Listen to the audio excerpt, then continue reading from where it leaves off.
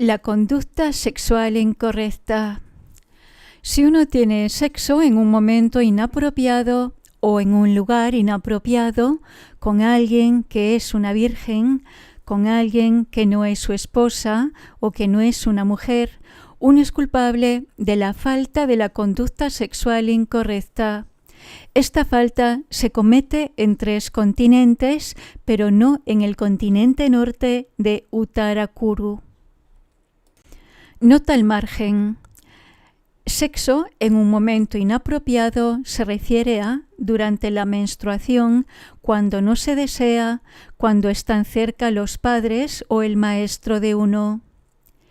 En un lugar inapropiado significa cerca de un templo, estupa u otro lugar sagrado, como en presencia de escrituras, imágenes de deidades, etc.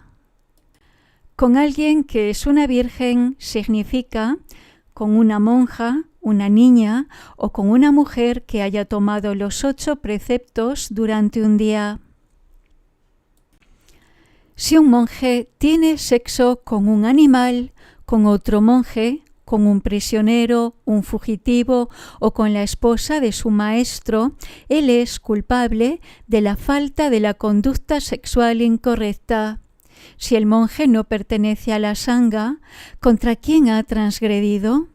Él ha cometido una falta contra la ley de su país.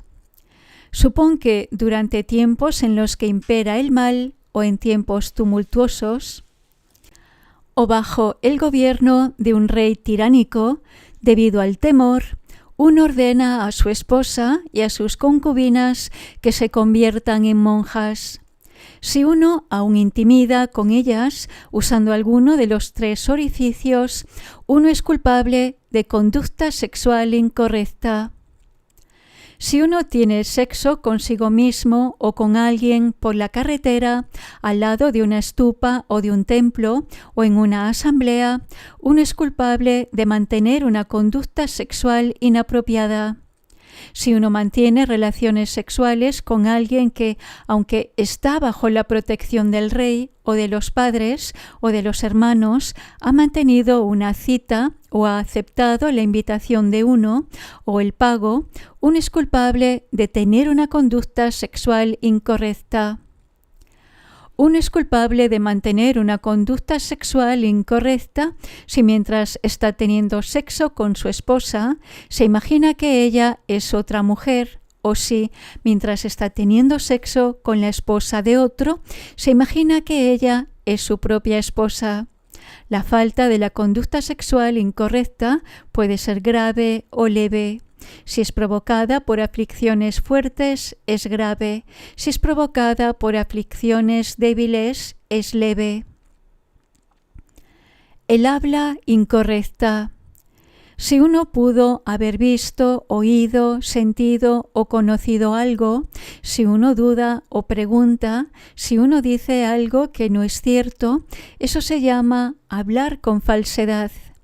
Si las afirmaciones de uno no están basadas en lo que ha visto, oído, sentido o conocido, también es llamado hablar con falsedad y no una afirmación veraz. Si uno habla sin ocultar, no es llamado habla falsa. Si uno habla en un idioma extranjero que sea incomprensible para los otros, es llamado hablar con falsedad y no una exposición creíble.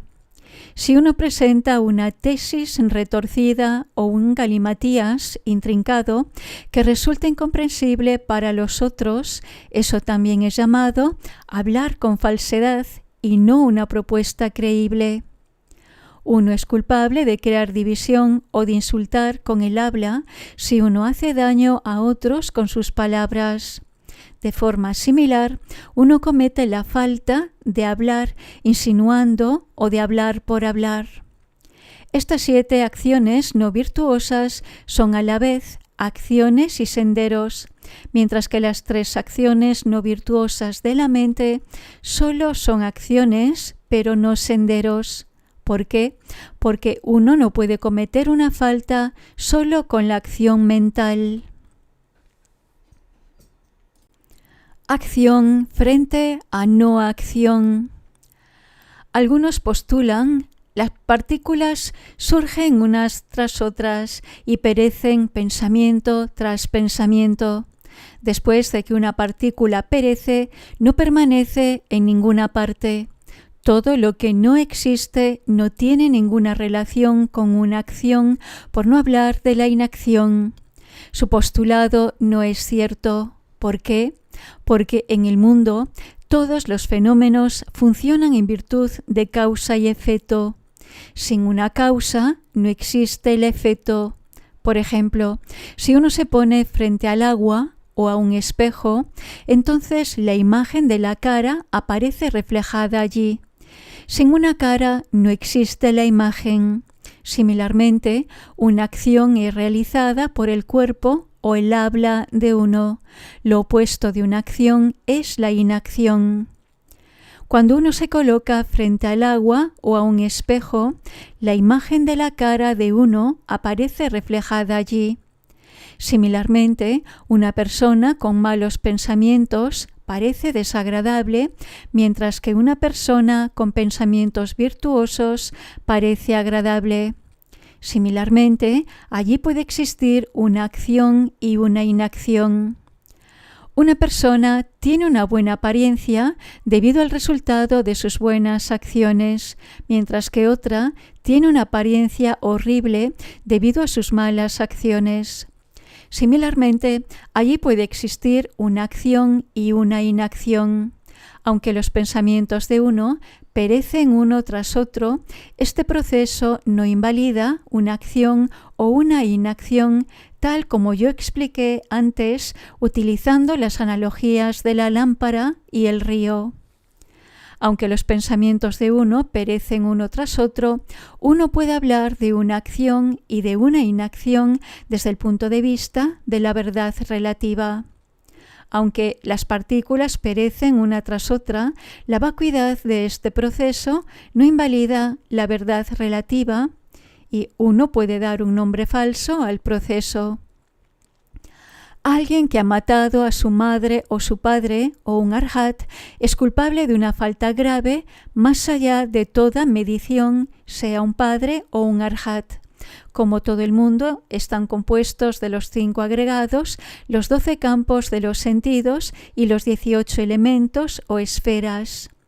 ¿Por qué entonces es una falta tan grave? Porque ellos son campos afortunados, un padre es un campo de amabilidad y un arhat es un campo de mérito. Por ejemplo, nadie puede pronunciar 2 palabras simultáneamente. Sin embargo, 2 palabras pronunciadas una tras otra poseen un significado que cada una de las palabras individualmente no posee. Aunque los pensamientos o las palabras perezcan unos tras otros, no es contrario a la verdad mundana llamar a ciertas palabras habla falsa. Por ejemplo, cuando uno dispara una flecha, aunque los pensamientos de uno perecen uno tras otro, la flecha alcanzará o errará el blanco debido al poder de la acción del cuerpo de uno y de otros factores. Similarmente, allí puede haber una acción y una inacción. Por ejemplo, cuando uno baila por placer, aunque los pensamientos de uno perezcan uno tras otro, uno puede moverse debido al poder de la acción de cuerpo de uno y de otros factores. Similarmente, puede allí haber una acción y una inacción. Por ejemplo, cuando uno mueve una antorcha en círculo, aunque los pensamientos de uno perecen uno tras otro, el fuego parece una rueda debido al poder de la acción del cuerpo de uno y de otros factores. La mente de uno cambia cuando uno se propone actuar, encuentra el método, realiza la acción y entonces habla de ello. Una acción es una convergencia de causas y de condiciones y su huella inactiva permanece en la mente de uno. Por ejemplo, cuando los modos de comportarse cambian, la mente de uno cambia. Lo que es indestructible en la mente de uno permanece sin actuar. Después de que la impresión inactiva de una acción es almacenada en la mente de uno, incluso aunque la mente de uno cambie rápidamente entre lo virtuoso, no virtuoso y neutro, la acción hecha por uno no se perderá nunca, por eso es llamado inacción. Has de saber que alguien que realice una buena acción con el cuerpo y una mala acción con la palabra recibirá una retribución mezclada. Sin embargo, si su buena acción del cuerpo es realizada con una acción e inacción y su mala acción verbal es realizada con acción solo, él recibirá buenas retribuciones y no malas retribuciones. Por consiguiente, los sutras afirman que cada una de las 7 acciones no virtuosas está hecha con una acción y una inacción. Una enfermedad grave tiene que ser tratada con un conjunto de medicinas y un paciente no puede ser curado si falta una sola de ellas. ¿Por qué? Porque su enfermedad es grave. Lo mismo es verdad para todos los seres. Sus males tienen que ser tratados con muchos preceptos y no pueden ser vencidos si falta un solo precepto. Los preceptos erróneos y las formas incorrectas de ganarse la vida. Buen hombre, existen 2 clases de seres que cometen transgresiones: aquellos que observan preceptos erróneos y aquellos que no tienen preceptos que observar. Aquellos que observan los preceptos erróneos siempre son culpables de la falta de matar cuando ellos matan a cualquier ser, como por ejemplo una cabra, e incluso cuando no matan a ninguno. ¿Por qué? Porque ellos han tomado el juramento de matar. Aquellos que no tienen preceptos que observar solo cometen la falta de matar cuando matan, y no son culpables de matar cuando no matan. ¿Por qué? Porque ellos no han tomado el juramento de matar. Por tanto, la mente es la raíz de todos los fenómenos virtuosos y no virtuosos. No obstante, uno comete esas faltas con su cuerpo o su habla y no solo con su mente. Incluso aunque uno tenga la intención de aceptar los preceptos virtuosos sin que se den el momento y las condiciones adecuadas, no es posible recibirlos. Utilizando una analogía, para iniciar un fuego uno necesita hierba seca, una piedra de pedernal y el esfuerzo humano. Si cualquiera de ellos está ausente, uno no puede encender fuego. Lo mismo es verdad para los preceptos, ya que uno sigue a su mente por aceptarlos, abandonarlos, observarlos o violarlos. El Tathagata conoce completamente la naturaleza de la realidad y por eso ha instituido los preceptos. Aquellos que no hacen el mal debido al poder de su pensamiento y sus buenas acciones, realmente observan los preceptos en consonancia al Dharma. Si uno recibe los preceptos de otro, es llamado aceptación de los preceptos. Si uno pudiera adquirir méritos sin la aceptación de los preceptos, entonces los animales feroces, como los leones, tigres y lobos, podrían adquirir méritos todos ellos.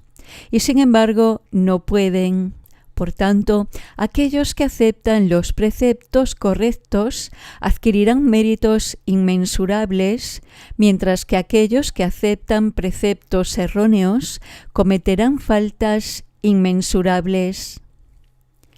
Las formas incorrectas de ganarse la vida, enumeradas en los sutras, son criar cabras, criar pollos, criar cerdos, pescar con caña, pescar con redes, matar vacas, vivir como carcelero, criar perros de caza, hacer trampas para animales, vivir como cazador, encantar serpientes con encantamientos, matar personas, vivir como ladrón, enemistar con la palabra, torturar a la gente con látigos, jaulas, candados o clavos de hierro ardientes. Además, están los delincuentes que extorsionan a la gente, los monjes que abandonan sus preceptos sin ningún sentido de la vergüenza y del deshonor, y aquellos que carecen de gratitud y traicionan la confianza del rey o de los altos funcionarios del Estado. Estas personas no tienen preceptos que observar, aunque lo que ellos hacen no es llamado un sendero de acciones no virtuosas, ellos cometen faltas muy graves. ¿Por qué? Porque continúan con sus formas de ganarse la vida. No obstante, sus formas de vida no son llamadas preceptos erróneos, salvo que ellos reciban esos preceptos de otros o que hayan hecho un juramento. Los preceptos erróneos son abandonados en 4 ocasiones. 1. Cuando uno manifiesta a la vez órganos sexuales masculinos y femeninos. 2. Cuando uno fallece. 3. Cuando uno acepta los preceptos correctos. 4. Cuando uno rompe la cadena de los deseos. La dificultad de recibir y observar los preceptos correctos. Algunos postulan que uno debe de aceptar los preceptos erróneos de la misma forma en que acepta completamente los preceptos correctos. Su postulado no es cierto. ¿Por qué? Porque es fácil recibir los preceptos erróneos cuya única condición es hacer un juramento. Sin embargo, no es fácil recibir los preceptos correctos.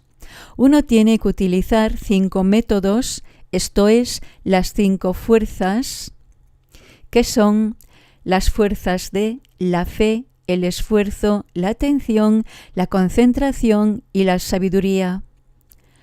Puesto que es difícil recibir los preceptos correctos, uno debería de observarlos perfectamente. Algunos postulan: los preceptos del laico no prohíben el hablar creando división, el insulto o el habla sin sentido, la charlatanería. Por tanto, los novicios y los monjes no observan ni los preceptos del laico ni los 8 preceptos. Su postulado no es cierto. ¿Por qué? Porque ellos observan el precepto de la palabra pura. Algunos pueden decir que él ha aceptado los 5 preceptos para purificar su cuerpo, palabra y mente. No obstante, aquel cuya mente es impura no puede observar perfectamente los preceptos. Supón que alguien ha aceptado los preceptos erróneos. Incluso, aunque él no haya matado a ningún ser, los preceptos erróneos lo llevarán a hacer el mal. Al contrario, el monje que ha aceptado y que observa los preceptos correctos hará el bien. ¿Por qué? Porque ya que uno observa los preceptos, cada precepto, correcto o incorrecto, lleva muchas acciones, las cuales traen muchas retribuciones en correspondencia. Del mismo modo en que los seres son incontables, así lo son los preceptos. Puesto que hay incontables tipos de acciones, también hay incontables tipos de preceptos. El poder de un precepto correcto o erróneo es clasificado en fuerte, medio y débil. Si uno no acepta los preceptos erróneos, uno no cometerá las faltas ocasionadas por ellos. Supón que alguien te hace una pregunta desafiante. ¿Por qué los 5 preceptos son observados durante toda la vida y los 8 preceptos solo son observados durante un día y una noche cada vez? Tú deberías de responder: el Tathagata conoce bien y comprende perfectamente las apariencias de la realidad, por ello ha instituido diferentes tipos de preceptos. Las 5 transgresiones extremadamente graves. Buen hombre, en el mundo existen 2 campos afortunados, el campo del mérito y el campo de la amabilidad. Alguien que destruya esos dos campos de mérito está cometiendo las 5 faltas extremadamente graves. Uno comete alguna de esas 5 transgresiones extremadamente graves por 3 razones. 1. Uno posee una mente extremadamente perversa. 2. No reconoce el mérito de esos campos afortunados. Y 3. No es capaz de prever la retribución principal de su mala acción. Si uno mata a un arhat, el cual ha sido percibido erróneamente como alguien que no es un arhat, uno no es culpable de una falta extremadamente grave. Lo mismo es verdad para alguien que mata a uno de sus padres, a quien ha confundido con alguna otra persona. Supón que alguien no tiene sentido de la vergüenza ni del deshonor, ni tiene intención de pagar la amabilidad recibida de sus padres y no tiene ningún respeto hacia ellos. Si él encuentra el método para matar a sus padres, pero no realiza la acción, él no es culpable de una falta extremadamente grave, aunque recibirá malas retribuciones por ello. Los padres enseñan a sus hijos, aman a sus hijos, dan alojamiento a sus hijos, hacen lo que es difícil de hacer por sus hijos y soportan sufrimientos por el bien de sus hijos. Por eso ellos son llamados el campo de la amabilidad. Si uno cultiva la bondad después de haber matado a uno de sus padres, su práctica no le proporcionará buenas retribuciones. Por tanto, yo digo que cuando uno descansa, aunque sea por un tiempo breve, a la sombra de un árbol, uno debería de ser lo suficientemente agradecido como para no dañar las ramas, hojas o flores del árbol. Buen hombre, después de mi paranirvana, algunos de mis discípulos dirán que uno que mata a uno de sus padres percibido erróneamente como algún otro no es culpable de la falta extremadamente grave. Esos discípulos pertenecen a la secta Dharma Guktaka. Los miembros de la secta Maha Sasaka dirán que el asesino ha cometido una falta extremadamente grave. Los miembros de la secta Sarvastivada también dirán que el asesino es culpable de haber cometido una falta extremadamente grave. ¿Por qué? Porque los hechos mundanos son convincentes. El hecho de ser padres de uno no puede ser cambiado por una percepción errónea. Aquel que mata a alguno de sus padres con una mente perversa comete una transgresión extremadamente grave. No obstante, si uno mata a uno de sus padres por haberlo confundido con algún otro, no es culpable de la falta extremadamente grave. ¿Por qué no? Porque para que se produzca una falta extremadamente grave, han de reunirse 4 condiciones. 1. Saber que el padre de uno es un ser vivo. 2. Planear matar al padre. 3. Reconocer al objetivo como el padre de uno. Y 4. Matar al padre con una mente perversa. Una transgresión extremadamente grave está basada en la presencia de esas 4 condiciones. De otro modo, es injustificada. Si, movido por la pena, el respeto o el miedo, o por obediencia a la ley, o por lograr renombre, uno pone en manos de su padre un instrumento mortal para que su padre pueda cometer suicidio, uno comete la falta extremadamente grave, aunque uno no mate a su padre con sus propias manos. Si uno es forzado a matar a uno de sus padres mientras está llorando y está sintiendo una gran angustia, el acto extremadamente grave es menos grave. También, si uno se propone matar a alguien, pero por error mata a uno de sus padres, uno no es culpable de haber cometido una falta extremadamente grave.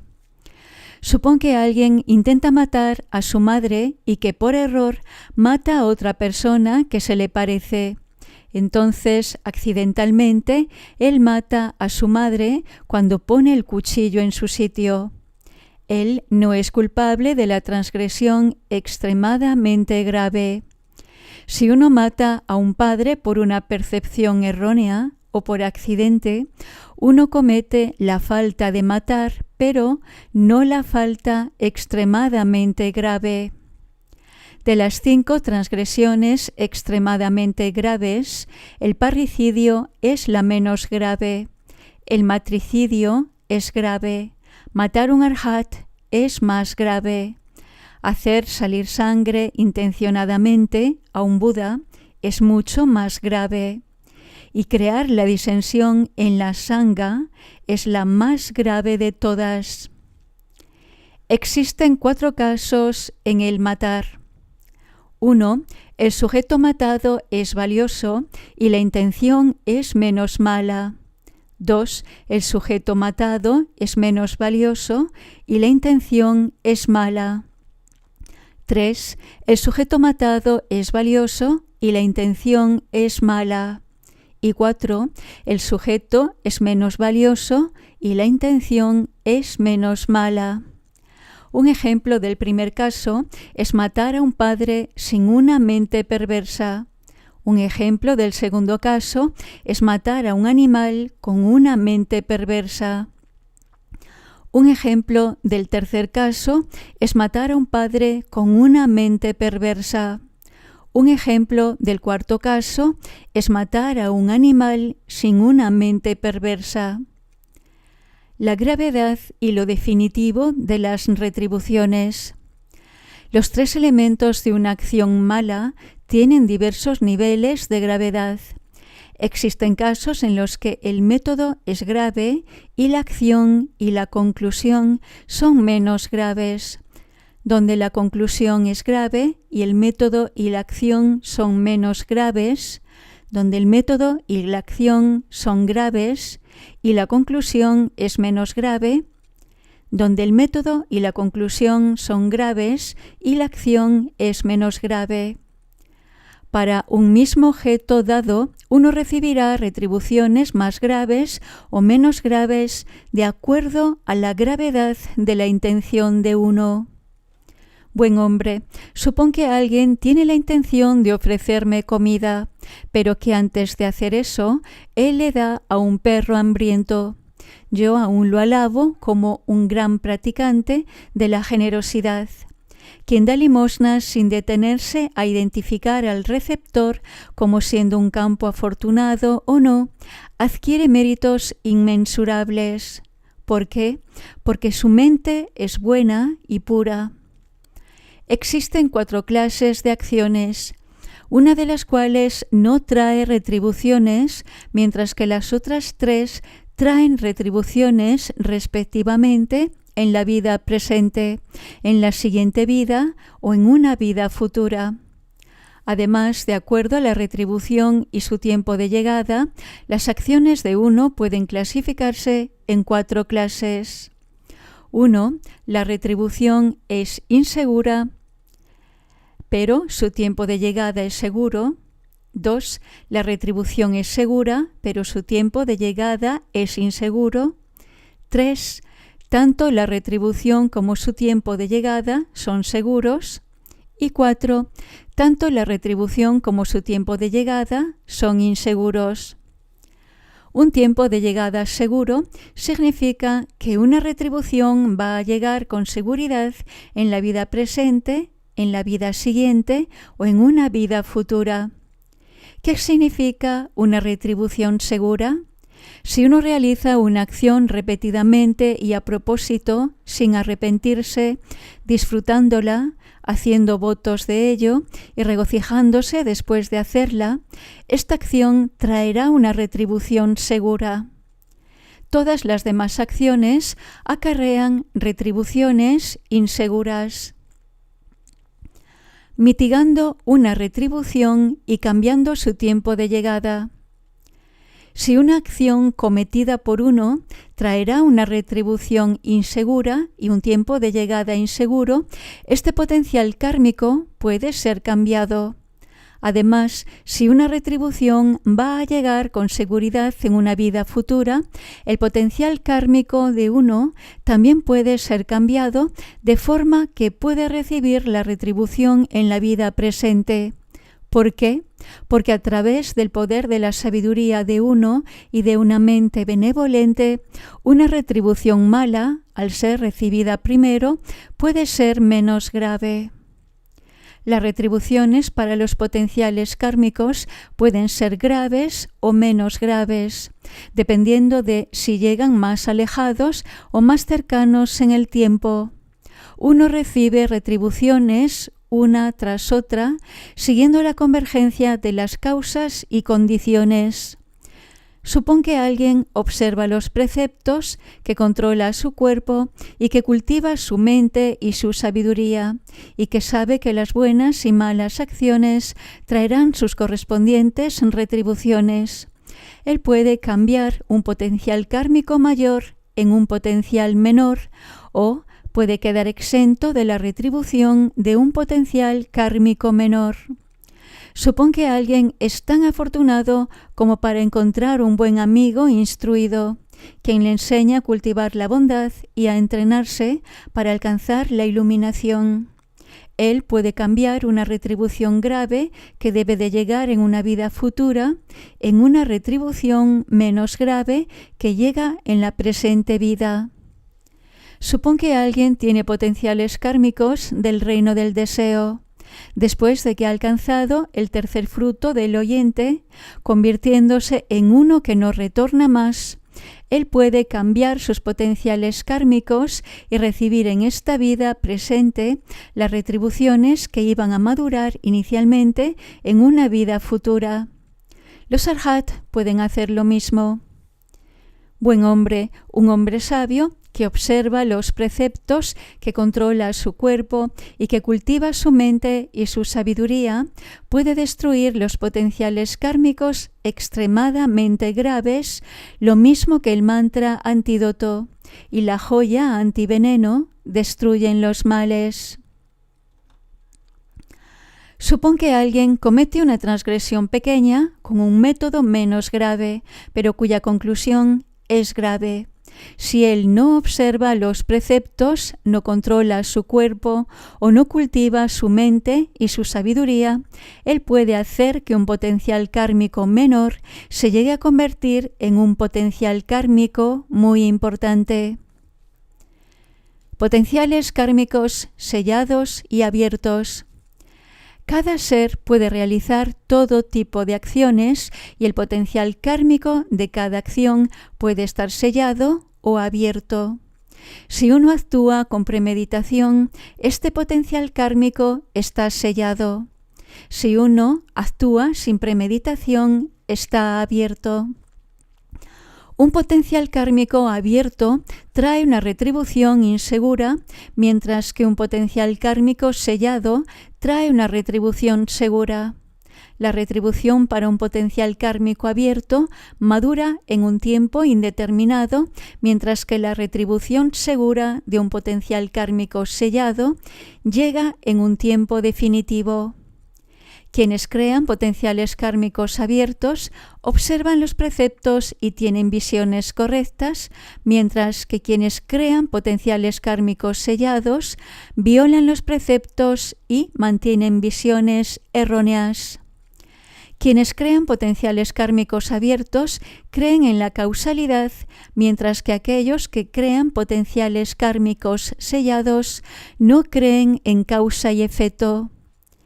Quienes crean potenciales kármicos abiertos los ven mitigados por su bondad cuando realizan acciones incorrectas, mientras que quienes crean potenciales kármicos sellados los fortifican con su maldad cuando realizan acciones incorrectas.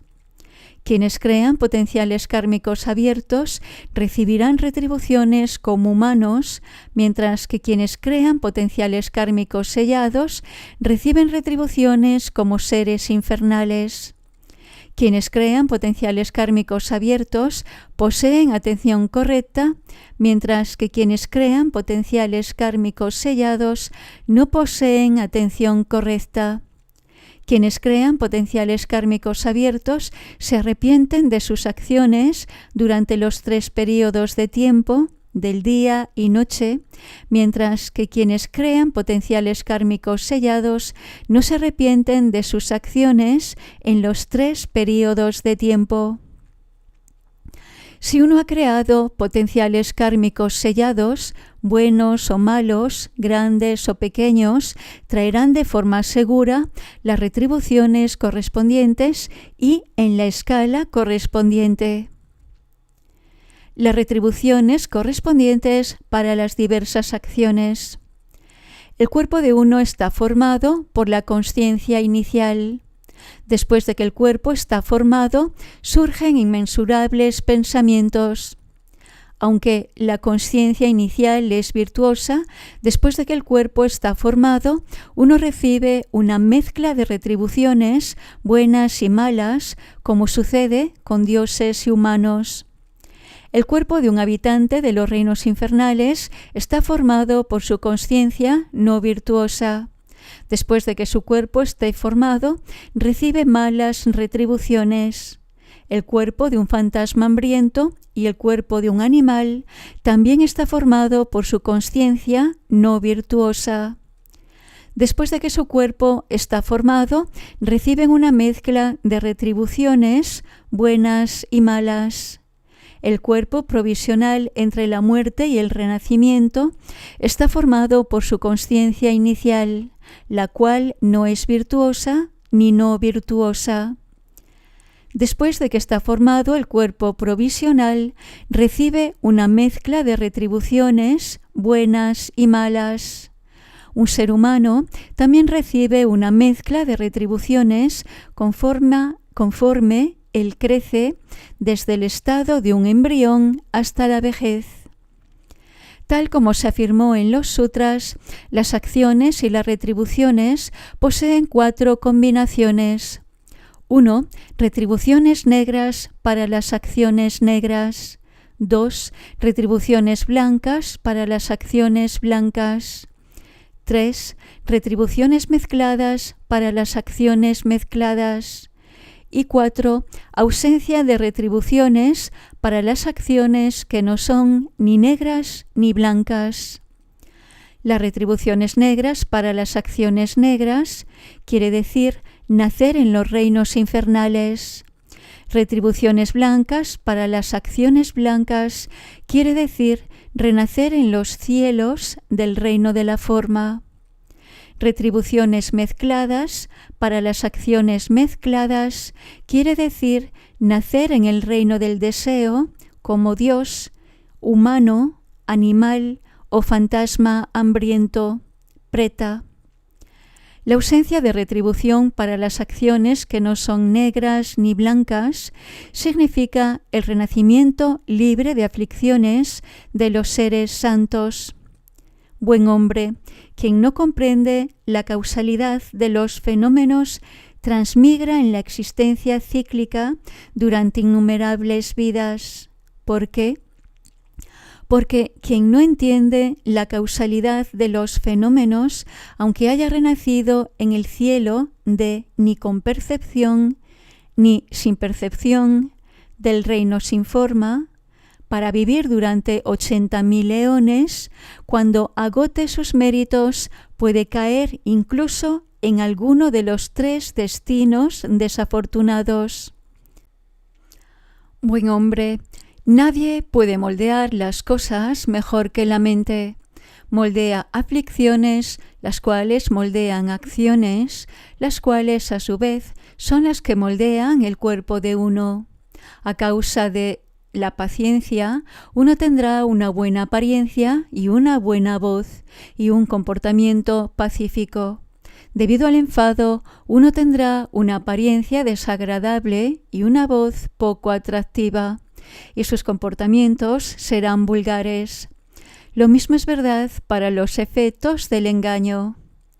Debido a las acciones de los seres, cada uno de los incontables mundos tiene innumerables seres infernales en 136 infiernos e innumerables fantasmas hambrientos, animales, humanos y dioses.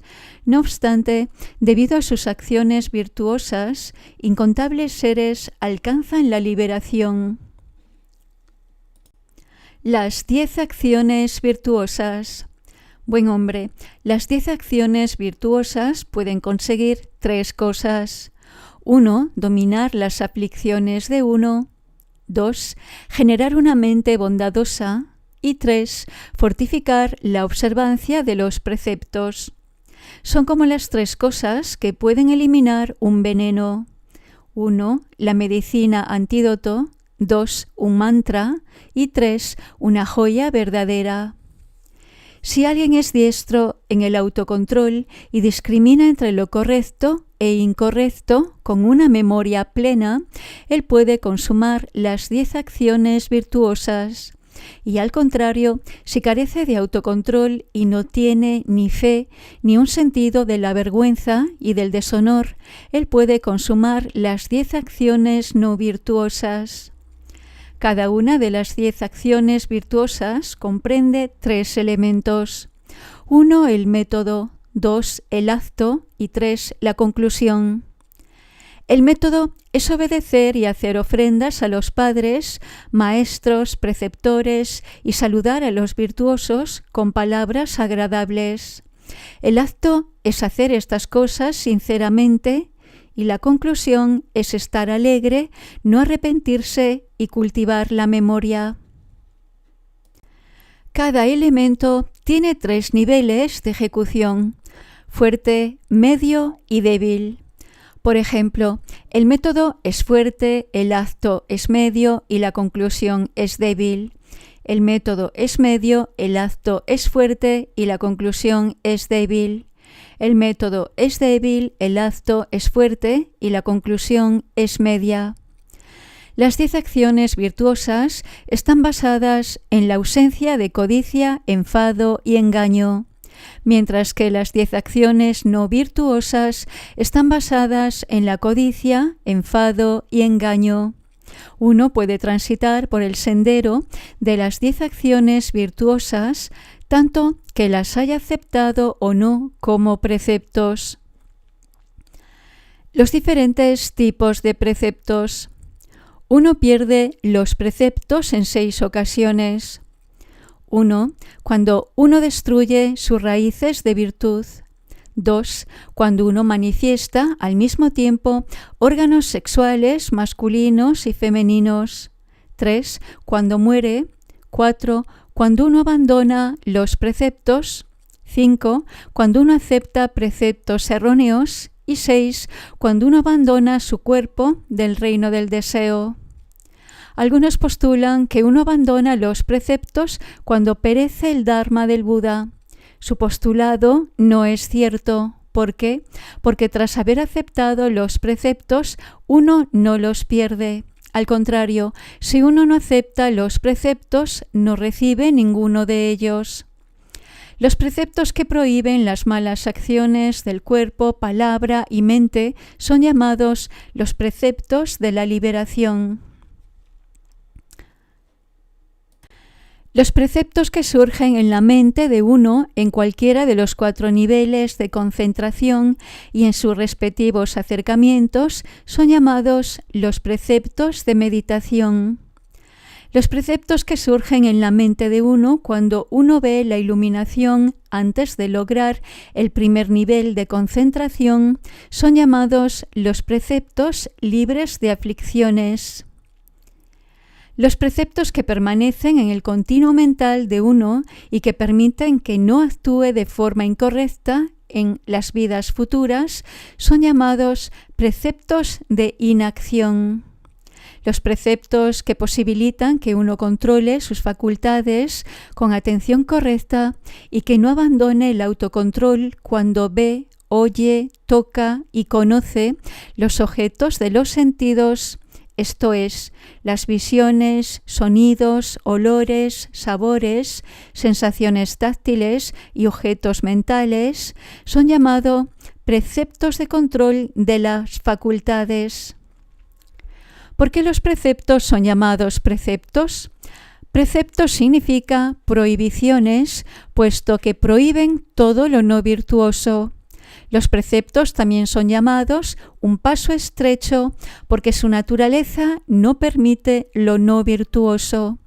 También son llamados frescor porque no dejan entrar el calor de las aflicciones, no permitiéndoles la entrada.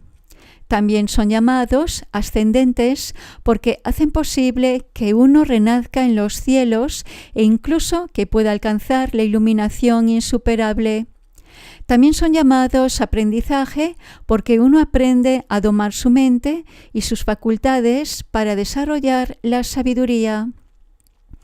Uno puede adquirir un tipo de preceptos, los preceptos de la liberación. Uno puede adquirir dos tipos de preceptos, añadiendo un segundo, los preceptos de la meditación. Uno puede adquirir tres tipos de preceptos, añadiendo un tercero, los preceptos libres de aflicciones. Uno puede adquirir cuatro tipos de preceptos, añadiendo un cuarto, los preceptos de control de las facultades. Uno puede adquirir 5 tipos de preceptos, añadiendo un quinto, los preceptos de inacción.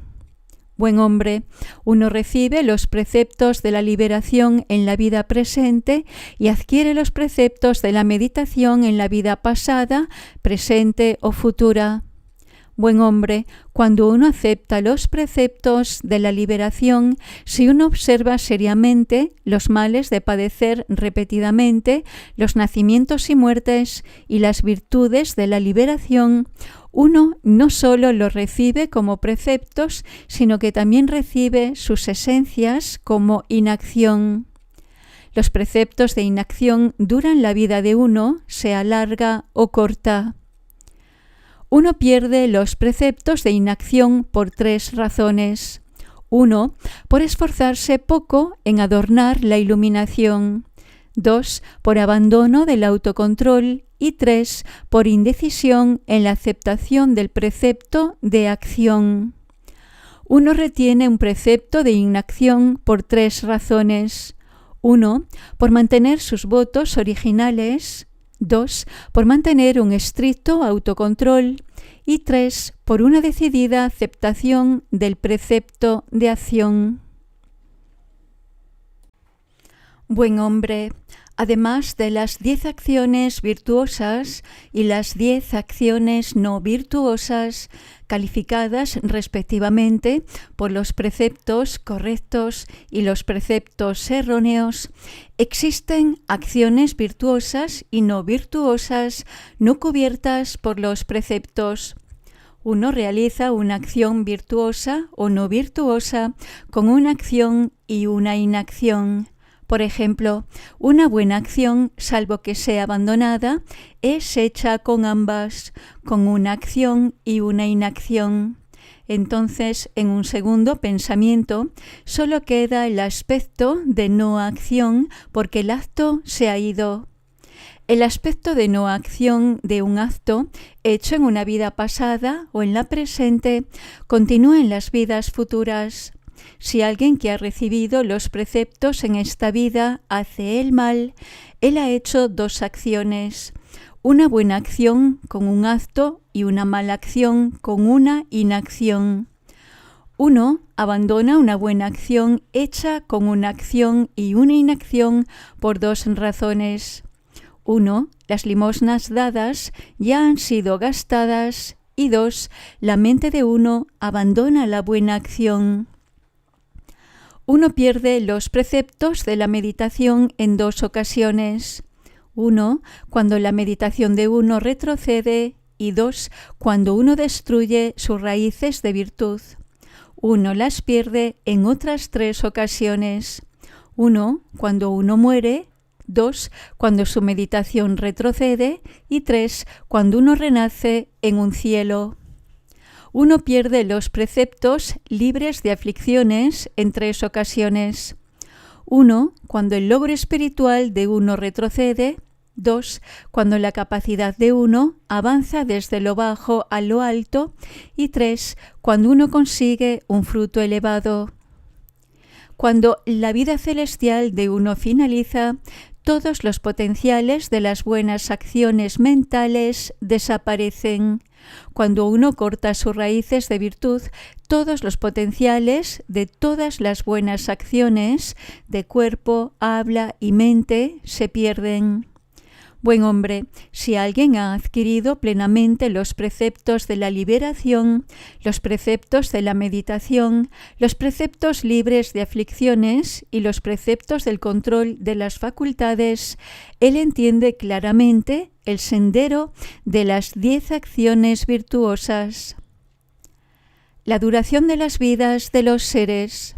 Buen hombre, debido a las 10 acciones virtuosas y a las 10 acciones no virtuosas, las duraciones de las vidas de los seres humanos puede aumentar o disminuir.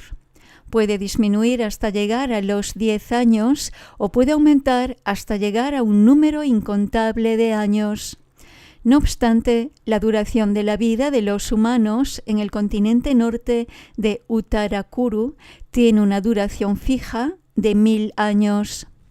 Aquí, en el continente sur de Jambudvipa, la duración de la vida humana es de 100 años, mientras que en el continente este y en el continente oeste es de 250 años.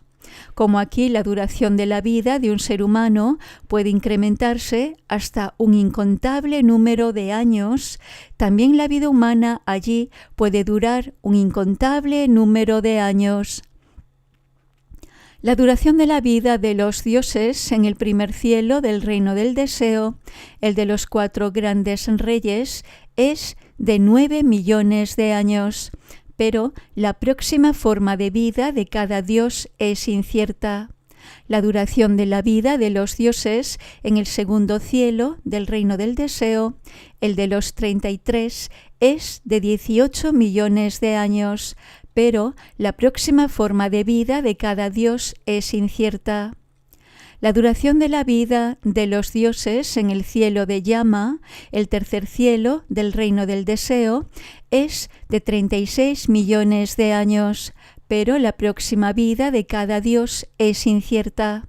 La duración de vida de los dioses en el cielo de Tusita, el cuarto cielo del reino del deseo, es de 72 millones de años, pero la próxima forma de vida de cada dios es incierta, excepto para los bodhisattvas que están esperando allí el demostrar el logro de la budeidad. La duración de la vida de los dioses en el cielo de Nirmana Rati, el quinto cielo del reino del deseo, es de 144 millones de años, pero la próxima forma de vida de cada dios es incierta. La duración de la vida de los dioses del cielo de Paranirmita Vasavartin, el sexto cielo del reino del deseo, es de 288 millones de años, pero la próxima forma de vida de cada dios es incierta. Un año en el cielo de Paranirmita Vasavartin es igual a un día y una noche en el infierno ardiente. Contando 30 días en un mes y 12 meses en un año, la duración de las vidas de los habitantes de ese infierno es de 288 millones de años, pero la próxima forma de vida de cada habitante es incierta. Un año en el cielo de Nirmana Rati es igual a un día y una noche en el infierno de los tremendos gritos y llantos. Contando 30 días en un mes y 12 meses en un año, la duración de las vidas de los habitantes de ese infierno es de 144 millones de años, pero la próxima forma de vida de cada habitante es incierta. Un año en el cielo de Tusita es igual a un día y una noche en el infierno de los gritos y llantos. Contando 30 días en un mes y 12 meses en un año, la duración de las vidas de los habitantes de ese infierno es de 72 millones de años, pero la próxima forma de vida de cada habitante es incierta. Un año en el cielo de llama es igual a un día y una noche en el infierno de la intensa opresión. Contando 30 días en un mes y 12 meses en un año, la duración de las vidas de los habitantes de ese infierno es de 36 millones de años, pero la próxima forma de vida de cada habitante es incierta. Un año en el cielo de los 33 es igual a un día y una noche en el infierno de las cuerdas negras. Contando 30 días en un mes y 12 meses en un año, la duración de las vidas de los habitantes de este infierno es de 18 millones de años, pero la próxima forma de vida de cada habitante es incierta. Un año en el cielo de los 4 grandes reyes es igual a un día y una noche en el infierno de Reviviendo. Contando 30 días para un mes y 12 meses para un año, la duración de la vida de los habitantes de ese infierno es de 9 millones de años, pero la próxima forma de vida de cada habitante es incierta. La duración de la vida de los habitantes del infierno de Abici es de 1 eón, y la duración de la vida de los habitantes del infierno tremendamente ardiente es de medio eón. La duración de la vida está fijada solo para aquellos que residen en estos dos infiernos. 500 años en el mundo de los humanos es igual a un día y una noche en el mundo de los fantasmas hambrientos. Contando 30 días en un mes y 12 meses en un año, la duración de la vida de los fantasmas hambrientos es de 15.000 años, pero la próxima forma de vida de cada fantasma hambriento es incierta. En el reino animal, la duración de la vida de cada uno es incierta, excepto para los reyes Naga, los hermanos Nanda y Upananda. Un año en el infierno de Abici es igual a un día y una noche en el cielo de ni con percepción ni sin percepción, el cuarto cielo del reino sin forma. Contando 30 días en un mes y 12 meses en un año, la duración de las vidas de los dioses en ese cielo es de 80.000 grandes eones. Para los dioses del cielo de la nada, el tercer cielo del reino sin forma, la duración de sus vidas es de 60.000 grandes eones. Para los dioses del cielo de consciencia ilimitada, el segundo cielo del reino sin forma, la duración de sus vidas es de 40.000 grandes eones. Para los dioses del cielo de espacio ilimitado, el primer cielo del reino sin forma, la duración de sus vidas es de 20.000 grandes eones. Has de saber que aquellos que tienen aflicciones ligeras y que aman el permanecer en absorción meditativa, renacerán en uno de los cielos sin forma. Los eones pequeños, medios y grandes. La duración de 18 rondas de cambios en la duración de la vida humana, incrementándose de los 10 años a los 80.000 y después volviendo a decrecer hasta los 10 años, es llamada un eón medio. La duración de 3 rondas de catástrofes menores, cada una de ellas consistentes en 3 hambrunas, 3 epidemias y una guerra, es llamada un eón pequeño. Una gran catástrofe provocada por el viento golpea después de 5 rondas de grandes catástrofes provocadas por el fuego y el agua. La duración de 5 grandes catástrofes de viento es llamado un eón grande. La desaparición de los seres del reino del deseo. Cuando se desata la guerra aquí en Jambudvipa, el continente sur, el enfado también surge entre los habitantes de los continentes este y oeste. Cuando aquí la gente se enferma, quienes habitan en los otros continentes sienten dolores de cabeza y se debilitan. Cuando aquí sube el precio del grano, los habitantes de los otros 2 continentes piensan en comida. Esos eventos malos no suceden en el continente norte de Uttarakuru. La duración de la vida humana se incrementa debido a no matar y mengua debido a matar. Durante el eón de destrucción golpean las catástrofes del fuego y el agua. Cuando comienza la catástrofe del fuego, si las retribuciones de quienes habitan allí se han agotado, entonces saldrán del infierno. Si no se han agotado todavía, renacerán en otros grandes infiernos de los mundos de las 10 direcciones. Si los 8 grandes infiernos están vacíos, significa que los habitantes de los infiernos se han ido. Si aquí se han agotado los potenciales kármicos de los seres en los 4 grandes océanos de mundos, todos los seres serán liberados. Si sus potenciales kármicos no se han agotado, ellos renacerán en los océanos de mundos de otras direcciones. Si aquí ya no hay seres, eso significa que se han marchado. Bajo el suelo de Jambudvipa, a una profundidad de más de 500 yojanas. Nota al margen. La yojana es una antigua medida de longitud. Es la distancia cubierta durante un día por un ejército o la distancia que cubre en un día una yunta de bueyes. Es, por tanto, una longitud variable que puede ir desde los 8 a los 19 kilómetros.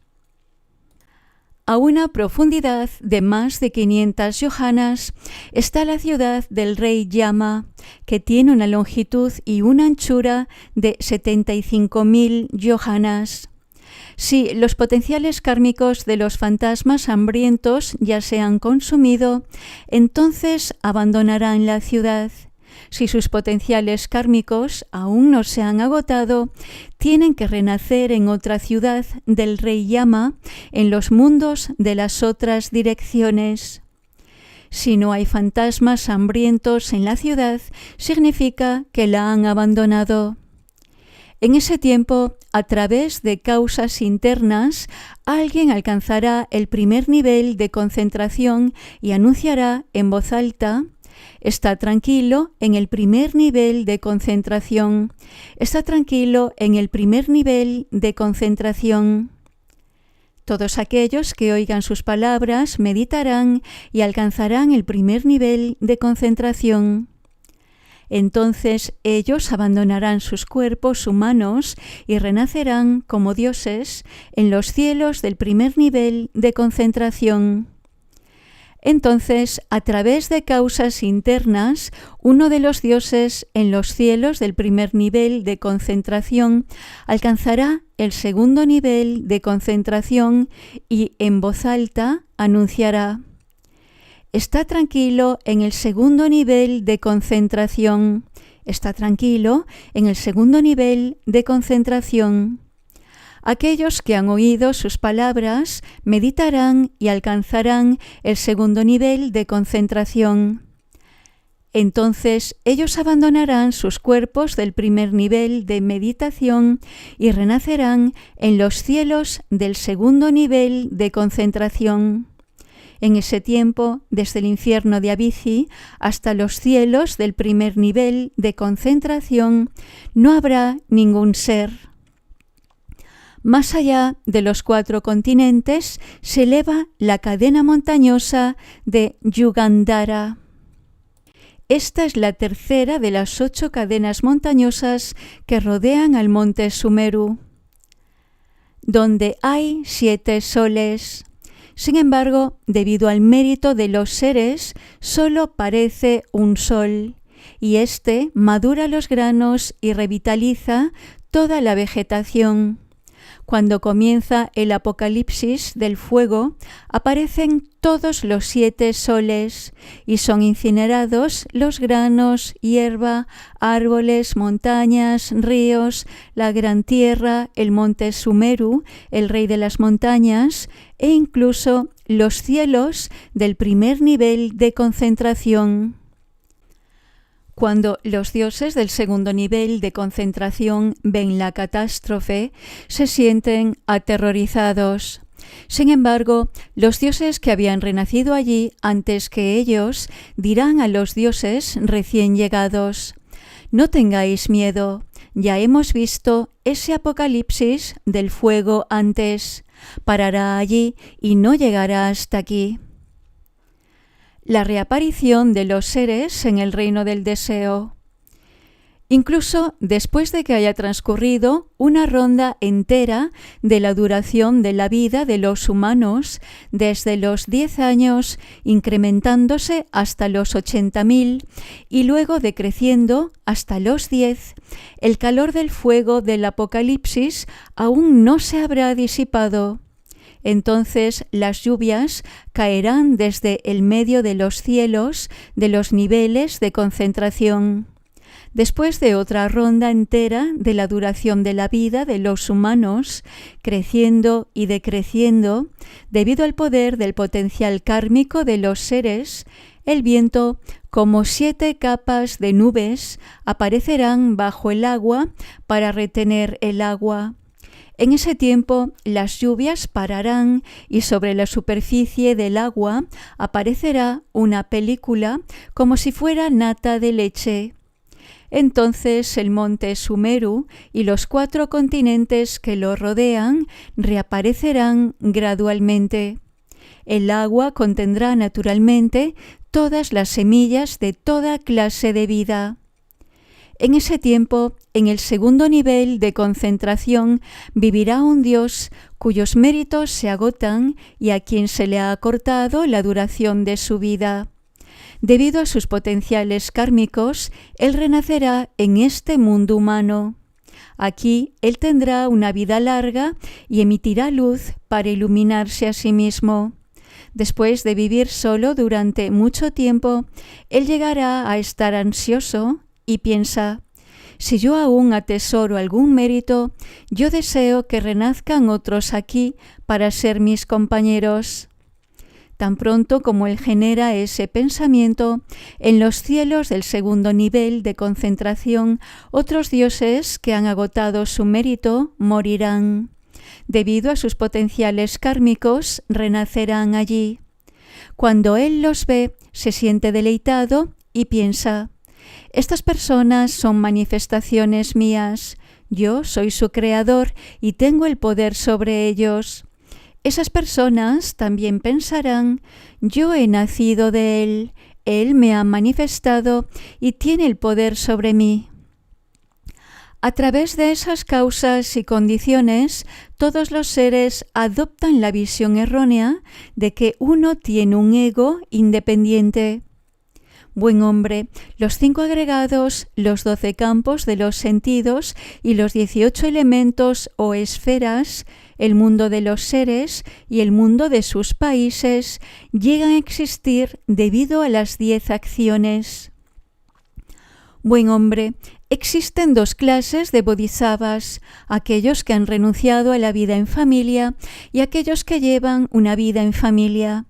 Es fácil para aquellos bodhisattvas que han abandonado la vida en familia observar el sendero de las 10 acciones virtuosas, pero para los bodhisattvas que llevan una vida en familia es difícil observar el sendero de las 10 acciones virtuosas. ¿Por qué? Porque quienes llevan una vida en familia están impedidos por muchas causas y condiciones adversas. Capítulo 25. La perfección de la paciencia, los 2 tipos de paciencia. Suyata preguntó al Buda: Bhagavan, el Buda ha explicado las perfecciones de la generosidad y de la moralidad. ¿Cómo practica el Bodhisattva la perfección de la paciencia? El Buda dijo: Buen hombre, existen 2 clases de paciencia, la paciencia mundana y la paciencia supramundana. La paciencia mundana es ser capaz de tolerar el hambre, la sed, el frío, el calor, el dolor y el placer.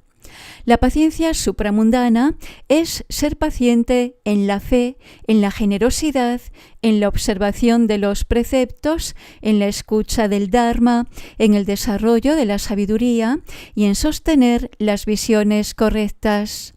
Tener paciencia manteniendo el refugio en el Buda, el Dharma y la Sangha, tolerar las calumnias, los golpes, los insultos y las cosas malas, y también ser paciente con la codicia, el enfado y el engaño de uno, y paciencia en soportar lo que es difícil de soportar, en dar lo que es difícil de dar y en hacer lo que es difícil de hacer. Buen hombre, si un bodhisattva es golpeado, despreciado, calumniado o regañado con palabras insultantes, él no alberga un pensamiento de venganza. Un bodhisattva soporta esas cosas no para obtener beneficios en esta vida, sino en las vidas futuras, puesto que él retribuye el mal con el bien, el mal no lo volverá a alcanzar. Perfección y paciencia. Buen hombre. 1. Existe paciencia que no es cualificada como una perfección. 2. Existen perfecciones distintas de la paciencia. 3. Existe paciencia que tiene la cualificación de perfección. Y 4. Existen prácticas que no son ni paciencia ni perfecciones. La paciencia mundana y la paciencia desarrollada por los oyentes y los realizadores solitarios no tienen la condición de perfección. La perfección de la generosidad, la perfección de la moralidad y la perfección de concentración son perfecciones distintas de la paciencia. Si en uno no surge ni tan siquiera un solo pensamiento de enfado, cuando son cortadas su cabeza, sus ojos, manos y pies, entonces esta paciencia está cualificada como perfección. La generosidad y la observación de los preceptos por parte de los oyentes y realizadores solitarios no son ni paciencia ni perfecciones. ¿Cómo cultivar la paciencia? Buen hombre, para cultivar la paciencia, uno debiera primero destruir su orgullo, enfado y engaño. Uno debería de percibir que un fenómeno no tiene ni un yo, ni lo perteneciente a un yo, ni una naturaleza permanente. Has de saber que aquel que es capaz de contemplar de este modo a todos los fenómenos puede realmente cultivar la paciencia con deleite. Cuando un hombre sabio está siendo reñido, él piensa: las palabras ofensivas no surgen de forma simultánea. Cuando la primera palabra ha sido pronunciada, la segunda aún no ha surgido. Cuando la segunda es pronunciada, la primera ya ha desaparecido. Puesto que no surgen simultáneamente, ¿qué es regañar? Son meros sonidos de viento.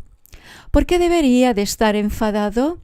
Yo soy una reunión de los 5 agregados. Si los 4 agregados mentales están ausentes, no puede ser percibida la riña. Mi cuerpo también es una reunión de partes. Todo lo que es una reunión está cambiando incesantemente, pensamiento tras pensamiento. Entonces, ¿quién es objeto de la riña? Reñir no es más que el moverse del viento. Existen 2 clases de viento, el viento externo y el interno. Si no me enfado por el viento externo, mucho menos me voy a enfadar por el viento interno. La razón para regañarme puede ser verdadera o falsa. Si yo merezco la reprimenda, ¿por qué debería de estar enfadado? Si no soy merecedor de ella, la reprensión volverá a quien regaña. Puesto que nada tiene que ver conmigo, ¿por qué debería de enojarme? Ser presa del enfado es una acción no virtuosa. ¿Por qué? Porque mi enfado me conducirá a algunos de los 3 destinos desafortunados. El sufrimiento que experimentaré allí será una retribución por lo que yo hice. Por lo tanto, yo soy la causa de todas mis retribuciones, buenas y malas. Buen hombre, para cultivar la paciencia se han de hacer 5 cosas. 1. No devolver el mal recibido. 2. Contemplar la impermanencia de todo. 3. Cultivar el amor benevolente y la compasión. 4. No abandonar el autocontrol. Y 5. Erradicar el enfado. Buen hombre, has de saber que uno cultiva realmente la paciencia si puede conseguir plenamente las 5 cosas citadas. Si uno puede emplear palabras siempre agradables, si purifica los potenciales kármicos de su cuerpo y palabra, si saluda a los otros de forma amistosa y si contempla las razones del sufrimiento y felicidad de uno, si uno puede entrenarse en la absorción meditativa de la vacuidad y observar que todos los seres son impermanentes y que están inmersos en el sufrimiento, y si uno puede ver a quien le riñe como siendo un loco, un insensato o un ignorante. Un hombre sabio piensa: si quien riñe conmigo es más fuerte que yo, no debiera de enfadarme. ¿Por qué? Porque si yo me enfado, él puede quitarme la vida. Si es más débil que yo, no debiera de enfadarme. ¿Por qué? Porque él no es rival para mí. Si yo respondo a la reprimenda regañando, resulta un insulto para mi cuerpo y habla. Utilizando una analogía, si alguien da veneno a otro como venganza, los otros no estarán sorprendidos. Sin embargo, si él toma el veneno para vengarse de otro, los otros se reirán de él. Lo mismo es verdad para mí. Si yo me enfado con otro, yo seré censurado por los seres santos y en el futuro tendré que padecer un terrible sufrimiento. Por lo tanto, aunque mi cuerpo sea cortado en pedazos, yo no me enfadaré. En vez de ello, yo debiera de observar las causas y condiciones resultantes de los potenciales kármicos de las acciones hechas en el pasado y cultivar el amor benevolente y la compasión hacia todos. Si no puedo tolerar tan poca cosa, ¿cómo puedo yo domar a los seres? Tolerar la adversidad es la causa verdadera de la iluminación. El logro de la insuperable, perfecta y completa iluminación es el verdadero fruto de la paciencia. Si yo no planto esa semilla, ¿cómo puede madurar ese fruto? Un bodhisattva con paciencia. Buen hombre, un hombre sabio que se deleita en el cultivo de la paciencia, parece amistoso y agradable. Él disfruta de un carácter alegre y la gente lo aprecia, no cansándose nunca de verlo. Sin embargo, él no tiene apego hacia aquellos que él transforma. Cuando un hombre sabio sufre la enemistad y le hacen daño, él hace una aspiración deseando que los enemigos en una vida futura lleguen a ser sus padres, hijos o familiares, quienes no lo odiarán. Él observa que toda privación, deformidad, característica facial horrenda o facultades incompletas son retribuciones para el enfado. Por ello, un hombre sabio cultiva diligentemente la virtud de la paciencia. Buen hombre, puesto que un bodhisattva, un gran ser, cultiva la paciencia ante la adversidad, él se deleita en observar los males de padecer repetidamente el nacimiento y muerte y se deleita en entrenarse de acuerdo al Dharma y en hacer esfuerzos enérgicos. Él lee, recita y copia los sutras del Tathagata y hace ofrendas a los maestros y a aquellos virtuosos.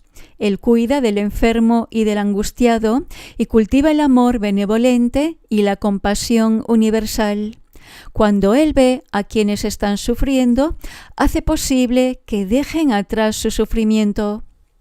Él se deleita siempre en abandonar la vida en familia durante toda su vida. Él observa los preceptos, se esfuerza enérgicamente y restringe sus 6 facultades, no permitiéndoles que activen sus aflicciones. Él preferiría más perder su cuerpo y su vida antes que violar los preceptos. Si otros tienen proyectos, él se deleita en ayudarlos a realizarlos. Él tiene siempre un sentido de la vergüenza y del deshonor, y alaba la virtud de la paciencia. Para domar a los seres, él puede tolerar miríadas de dolores. Él puede tolerar incluso los males ocasionados por los enemigos, mucho más los hechos por los parientes. Él puede tolerar 2 clases de enfado, el enfado de los seres y el enfado de los no seres. Él olvida su propia felicidad para hacer posible la felicidad de otros. Él no tiene en cuenta las malas acciones de los demás y nunca olvida las más ligeras bondades de los otros. Él evita hablar causando división y guarda silencio con respecto a las faltas de otros. En vez de ello, él habla de los inconvenientes de las aflicciones, haciendo posible que los seres abandonen sus aflicciones. No obstante, no habla de las cosas que desagradan a otros. Él purifica sus acciones de cuerpo, palabra y mente. Si comete una falta debido al surgir de las aflicciones, se siente avergonzado y lleno de remordimiento. Buen hombre, existen 2 clases de bodhisattvas, aquellos que han renunciado a la vida en familia y aquellos que llevan una vida en familia. No es difícil para aquellos que han renunciado a la vida en familia el cultivar la paciencia, pero para los bodhisattvas que llevan una vida en familia es difícil cultivar la paciencia. ¿Por qué? Porque aquellos que llevan una vida en familia están impedidos por muchas causas y condiciones adversas. Capítulo 26. La perfección del esfuerzo. Suyata preguntó al Buda: Bhagavan, ¿cuál es la forma correcta de practicar las 6 perfecciones por parte de un bodhisattva, un gran ser? El Buda: Buen hombre, los 4 esfuerzos correctos son: 1. Poner fin para siempre a lo no virtuoso ya existente. 2. No permitir que surja nada nuevo no virtuoso. 3. Hacer que surja lo virtuoso aún no existente. Y 4. Aumentar lo virtuoso ya existente. Si un buen hombre o una buena mujer se involucran con diligencia en los 4 esfuerzos correctos, es llamado esfuerzo vigoroso. Ese esfuerzo vigoroso es la forma correcta de practicar las 6 perfecciones y hace posible que uno se libre de las aflicciones. Has de saber que uno que puede tolerar el sufrimiento en cualquiera de los 3 destinos desafortunados puede practicar verdaderamente la perfección del esfuerzo de forma firme, ni demasiado deprisa ni demasiado despacio.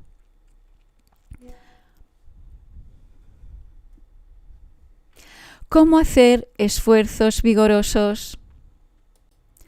Hay 2 clases de esfuerzo vigoroso: correcto y erróneo. Un bodhisattva debería de apartarse del esfuerzo vigoroso erróneo y debería de hacer un esfuerzo vigoroso correcto. Cultivar la fe, el amor benevolente, la compasión, la práctica de la generosidad, la observación de los preceptos, escuchar el Dharma y desarrollar la sabiduría es llamado estar haciendo el esfuerzo correcto.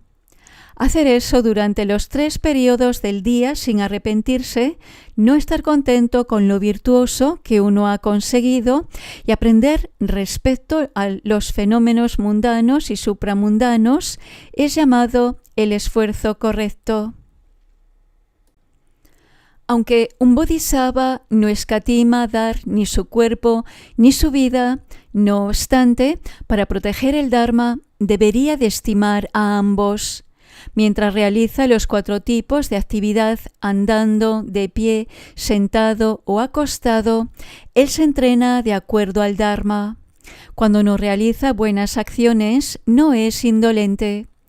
Incluso cuando pierde su cuerpo y su vida, él no abandona su conformidad al Dharma. Si él llega a la orilla opuesta a la existencia cíclica a través de las 6 perfecciones, es debido a su esfuerzo vigoroso. Cuando uno lee, recita, copia y reflexiona en las 12 categorías de las escrituras, se llama hacer un esfuerzo vigoroso para uno mismo. Cuando uno transforma y doma a los seres, se llama hacer un esfuerzo vigoroso para otros. Cuando uno se está entrenando en el sendero hacia la iluminación, si da limosnas, observa los preceptos, oye mucho el Dharma, desarrolla la sabiduría, aprende los fenómenos mundanos, hace ofrendas a los padres, maestros y a aquellos virtuosos, practica la meditación de la calma mental y la meditación analítica y también lee, recita y copia los sutras, es llamado hacer un esfuerzo vigoroso en el logro de la iluminación. Estas prácticas son todas llamadas esfuerzo vigoroso y es la forma correcta de practicar las 6 perfecciones. Buen hombre, una persona indolente no puede persistir en la generosidad, en la observancia de los preceptos morales, en el esfuerzo vigoroso, en la práctica de la meditación para controlar su mente, en la paciencia para soportar los males y en la discriminación entre lo bueno y lo malo. Por tanto, yo digo que la práctica de las 6 perfecciones está impulsada por el esfuerzo vigoroso. Perfección y esfuerzo vigoroso. Buen hombre. 1. Hay un esfuerzo vigoroso que no es cualificado como perfección. 2. Hay perfecciones distintas del esfuerzo vigoroso. 3. Hay un esfuerzo vigoroso que es cualificado como perfección. 4. Hay prácticas que no son ni esfuerzo vigoroso ni perfecciones. El esfuerzo vigoroso en lo no virtuoso o en los fenómenos mundanos, aun siendo buenos, y el esfuerzo vigoroso realizado por los oyentes y realizadores solitarios, no son cualificados como perfección. La perfección de la sabiduría, por ejemplo, es una perfección distinta del esfuerzo vigoroso. El esfuerzo vigoroso en estas 5 perfecciones, las perfecciones de la generosidad, moralidad, paciencia, concentración y sabiduría, es cualificado como perfección. La generosidad, la observación de los preceptos morales, la tolerancia de la adversidad, la concentración, el desarrollo de la sabiduría y los demás fenómenos virtuosos practicados por las personas ordinarias, los oyentes y los realizadores solitarios, no son ni esfuerzo vigoroso ni perfecciones. Buen hombre, existen 2 clases de bodhisattvas, aquellos que han renunciado a la vida en familia y aquellos que llevan una vida en familia. No es difícil para aquellos bodhisattvas que han renunciado a la vida en familia hacer un esfuerzo vigoroso, pero para los bodhisattvas que llevan una vida en familia es difícil hacer un esfuerzo vigoroso. ¿Por qué? Porque aquellos que llevan una vida en familia están impedidos por muchas causas y condiciones adversas. Capítulo 27. La perfección de la concentración. Suyata preguntó al Buda: Bhagavan, los bodhisattvas, los grandes seres, practican la perfección de la concentración. ¿Qué significa concentración? El Buda: Buen hombre, la observación de los preceptos y el cultivo de los 4 inmensurables, amor benevolente, compasión, regocijo y ecuanimidad, es llamado concentración. Permanecer alejado de las aflicciones de uno y realizar todo tipo de acciones virtuosas es llamado concentración. Buen hombre, sin concentración uno no puede tener éxito en las cosas mundanas y mucho menos en las que trascienden lo mundano. Por tanto, uno debiera de entrenarse seriamente en la meditación. ¿Cómo entrenarse en la concentración? Si un bodhisattva desea entrenarse en la perfección de la concentración, en primer lugar, él debería de estar cerca de buenos amigos instruidos para aprender los medios hábiles para conseguir la absorción meditativa, tales como el observar los preceptos de la liberación y los preceptos de restricción de las facultades, evitar toda forma incorrecta de ganarse la vida, permanecer en el Dharma y seguir las instrucciones de sus maestros. Él no debería de estar complacido con lo virtuoso conseguido, sino que debería de cultivar la virtud sin descanso. Debería de deleitarse en la tranquilidad y evitar las 5 coberturas. Estas son codicia, enfado, estupor, agitación y duda. Él debería de deleitarse en la contemplación de los males provenientes del continuo ciclo de nacimientos y muertes y debiera de aplicarse sinceramente en la realización de buenas acciones, no dejándolo nunca. Con atención correcta, él nunca abandona el autocontrol. Él es moderado en el uso de las palabras y moderado en dormir y comer. Puro en cuerpo y mente, él evita los malos amigos, los intereses no adecuados y los asuntos mundanos. Él se conoce a sí mismo, conoce el momento propicio y las acciones correctas. Él observa sus estados mentales, tales como alegría, ansiedad, enfado, dulzura y severidad, y los cambia como hace un orfebre que es capaz de ajustar el calor y el frío sin error. Se deleita en el sabor de la concentración, dulce como el rocío. Aunque él está en medio de todas las cosas mundanas, su mente permanece impertérrita, como el monte Sumeru, el cual no puede ser movido por los 4 vientos. Si su atención mental es firme, él ve las faltas que hay en el ver, oír, tocar y conocer. Has de saber que quien se entrena sin descanso en la absorción meditativa puede llegar a conseguirla completa, igual que frotando madera de forma incesante llega a producirse el fuego. La absorción meditativa, el adorno de la iluminación. Buen hombre, sin absorción meditativa es imposible conseguir los fenómenos mundanos o alcanzar la iluminación que trasciende al mundo. Buen hombre, las absorciones son las raíces de todos los fenómenos virtuosos. Por tanto, uno debería de controlar su mente, lo mismo que un espejo en que se refleja todo lo bueno y malo. Por ello, la absorción meditativa es llamada el adorno del sendero hacia la iluminación. El disfrute del gozo en cuerpo y mente es llamado absorción meditativa. El estado mental que ni crece ni decrece es llamado absorción meditativa firme. Las meditaciones, desde las que visualiza los huesos sin carne de un cadáver hasta la insuperable, perfecta y completa iluminación, son todas ellas llamadas absorciones meditativas. Las 4 condiciones para conseguir la absorción meditativa son: 1. Determinación, 2. Esfuerzo, 3. Mente y 4. Sabiduría. A través de estas 4 condiciones, uno puede adquirir méritos inmensurables y potenciar la bondad. Otras 3 condiciones son: 1. Escuchar el Dharma, 2. Reflexionar en las enseñanzas del Dharma y 3. Aplicarlo.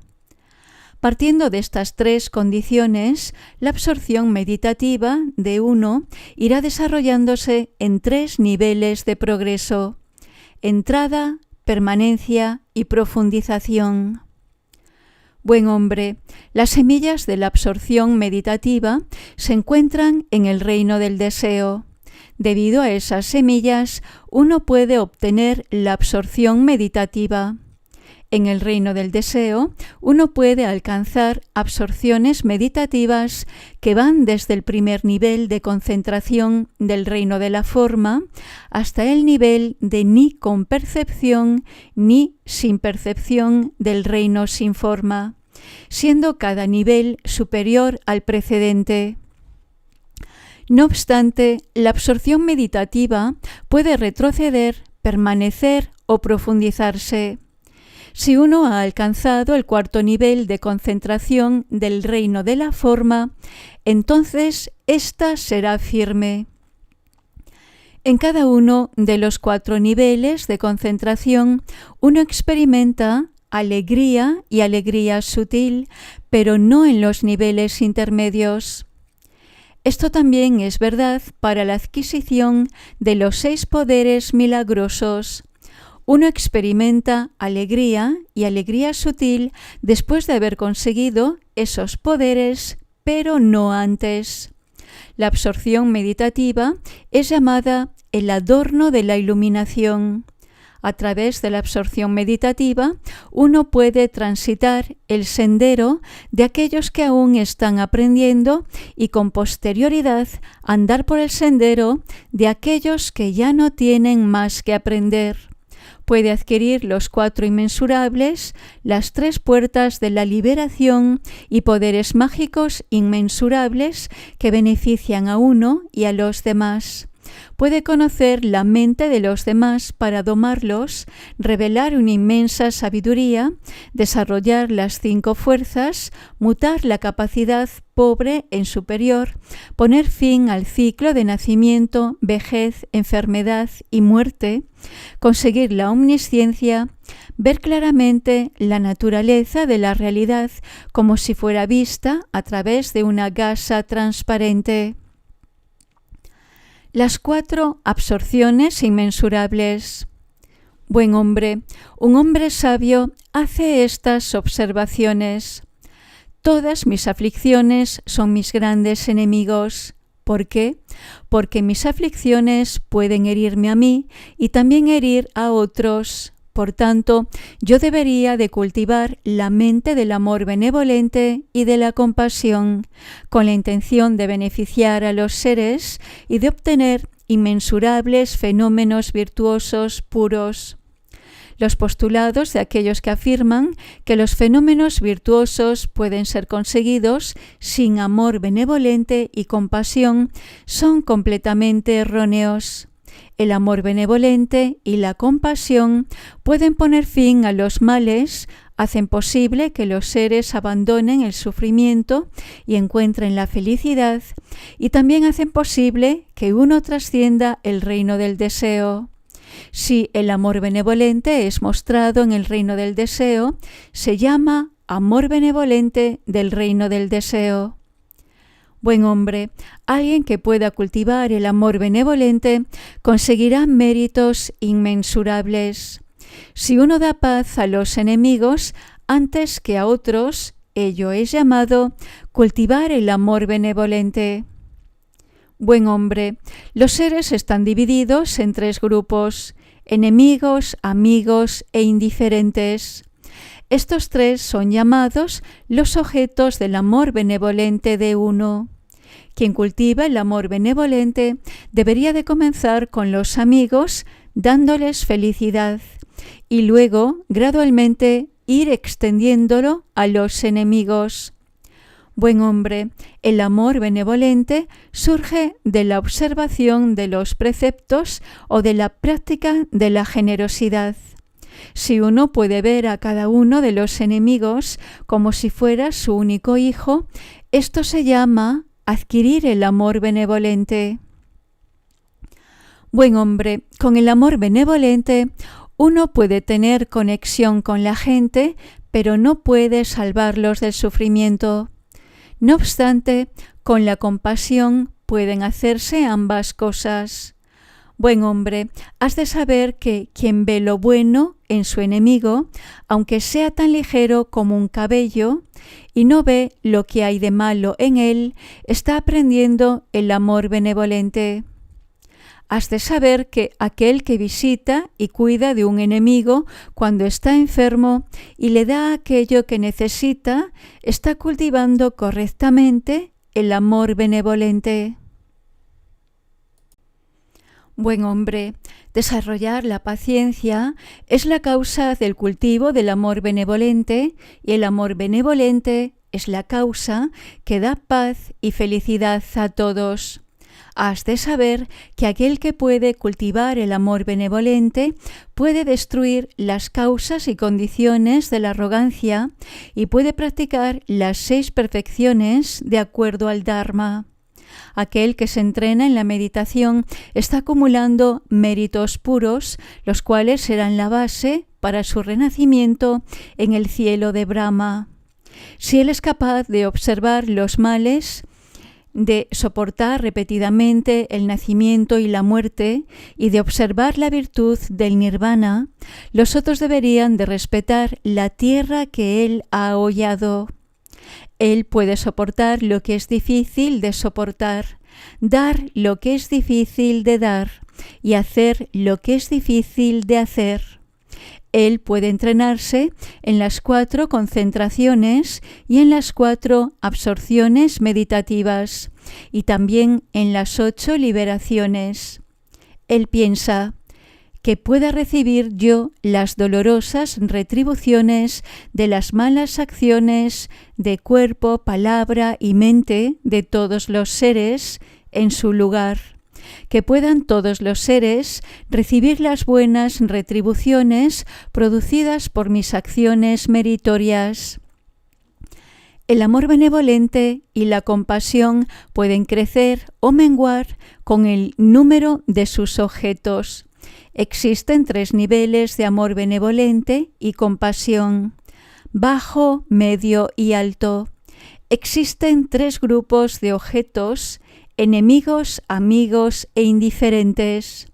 Existen 3 clases de objetos: codicia, seres y no seres.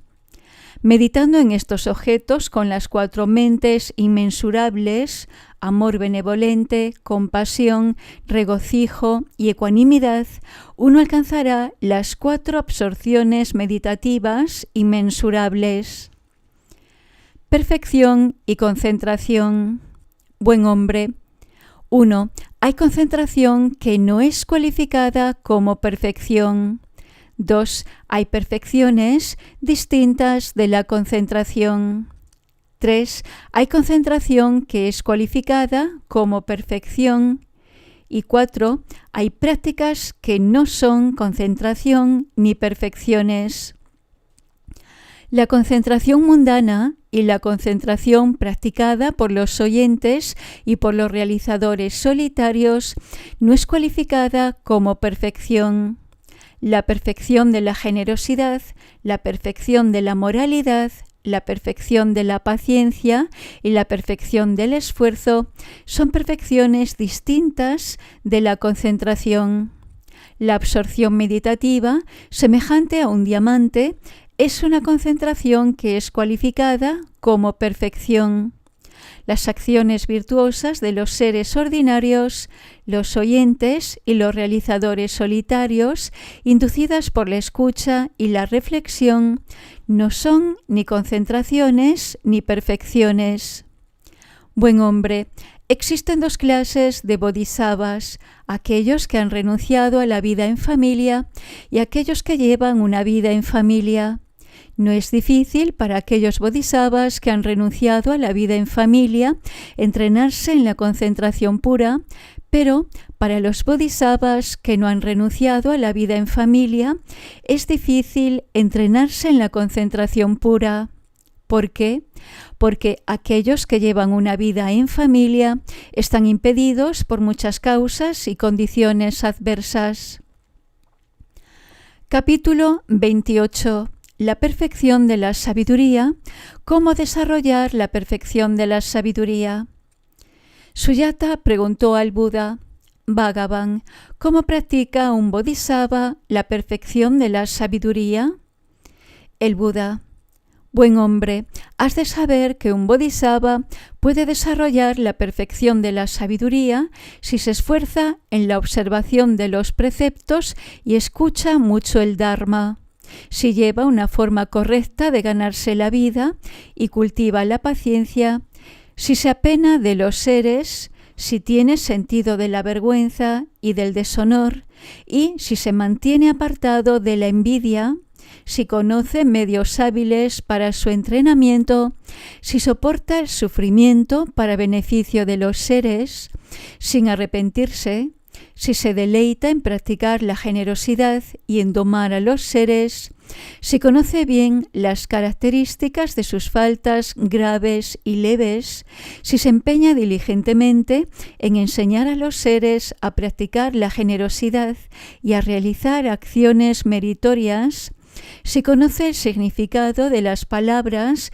sin hacerse arrogante, si permanece cerca de buenos amigos instruidos y se beneficia a sí mismo y a los demás, si estima a las tres joyas, a los maestros, a los preceptores y a los mayores virtuosos, si no se menosprecia a sí mismo ni a la iluminación, si puede ver las profundas y maravillosas virtudes de la iluminación, si conoce las características de lo virtuoso y lo no virtuoso, y conoce todas las doctrinas mundanas y supramundanas, si conoce la causa y efecto y sabe que cada acción es hecha con una intención y un acto.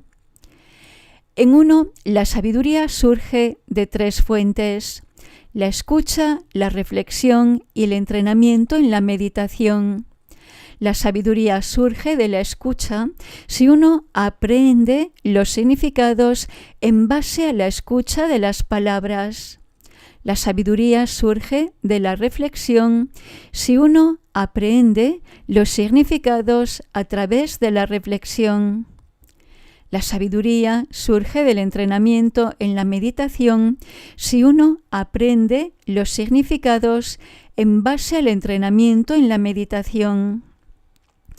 Es llamado sabiduría si uno puede estudiar las 12 categorías de las escrituras del Tathagata, si puede eliminarla, red de sus dudas, aprender todos los temas y doctrinas mundanos, y si puede discriminar entre los senderos correctos e incorrectos, si uno puede diferenciar bien entre las 12 categorías de las escrituras, entre los significados de los términos relacionados con causa y efecto, tales como los 5 agregados, los 12 campos de los sentidos y las 18 esferas o elementos, entre las meditaciones de la calma mental y de la visión penetrante, entre lo alto, medio y bajo, entre lo bueno y lo malo y lo neutro, entre las 4 confusiones y entre los niveles de ver la iluminación